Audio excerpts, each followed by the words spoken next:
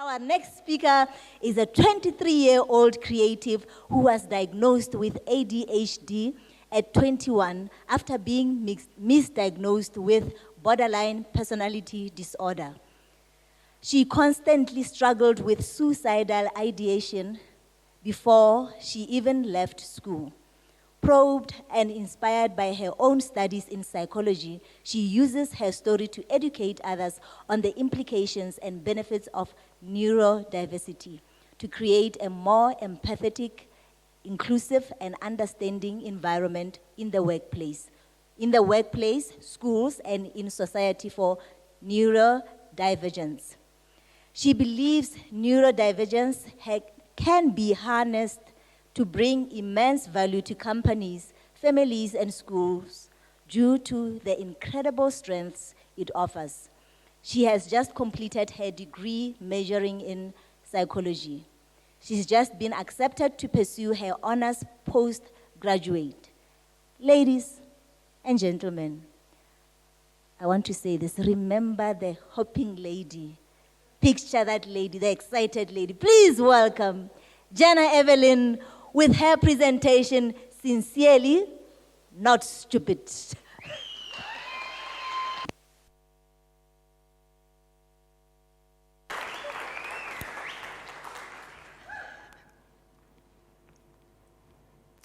I am a proud product of our country's public schooling system.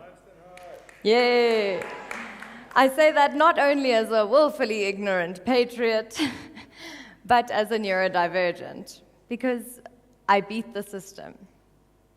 Between 15 and 30% of the population is estimated to be neurodiverse, and yet the student population is currently at 12.7 million.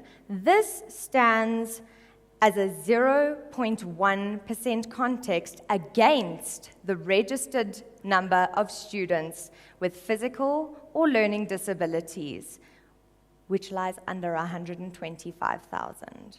So I realize that's a very complicated web of context there, but that's 0.1% compared to the 15 to 30%.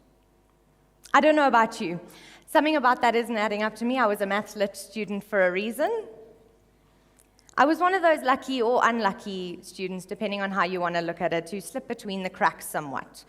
My teachers were about as ignorant as everybody else is about ADHD, probably because we're all a bit screwed up, and teachers are a bit traumatized as well. They assumed alongside everyone else that I was lazy, disinterested, a procrastinator, a waste of potential, rebellious, doing just enough to get by, even though we both knew I was smart enough to ace it. They were right about one thing: I was disinterested. Passing grade 9 with flying colors gives me what, exactly? An academic ego. I've seen enough of that at varsity level. I didn't need to start early. My art teacher for my final 3 years of high school was one of such educators. Let's call her Miss Rose. She was an attractive young lady, and you could see that her spirit hadn't quite been broken yet, like some of our resident plodders. Now, I won't say that I set out specifically to do this, but I will say that it's never a smart idea to stuff with the people who have the capability to ruin all of your collective days. And she did that when she took me on. So the woman would set out structured deadlines, you see, all relating to the same project. So Monday, artist research is due, and on Wednesday, your rationale and your process drawings are due, and so forth. If any of you know the first thing about ADHD, it's that we can't do jack in advance. Preparation for who? I'm winging this talk.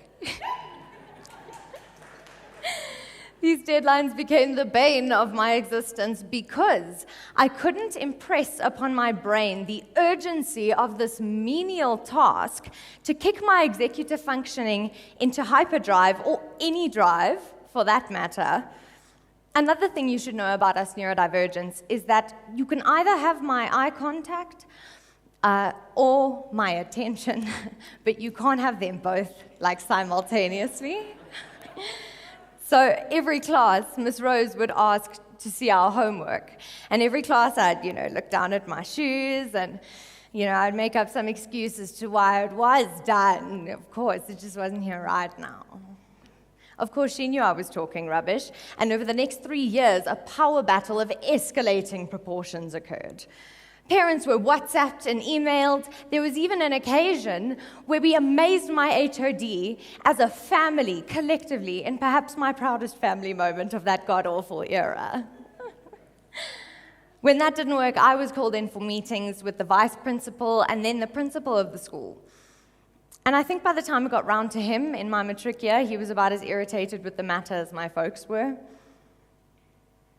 Amidst all this kerfuffle, I decided I was going to show Miss Rose exactly where she could shove her homework. I designed a protest artwork against her rigid practices in more senses than just that one. The artworks that you see to the right of me today are that piece. You see, I had some time left over, so I made another one. These are both A1 self-portraits, and I was promptly and jokingly, I hope, accused of producing child pornography. At every single art class that semester, I had looked my art teacher dead in the eye and defiantly refused to show her any of my prep. Most of it was last minute anyway, but I knew what I needed to do to engage my hyper-focus when I needed it. And that was the only project in art that I ever scored a distinction on in high school. And the look on her face was priceless. Oh, I wish I could have captured it. The entire class fell silent as it was revealed. And she looked like she didn't quite know what to say, so she kind of just had this look on her face like this. This is what she did. She went like this. She went...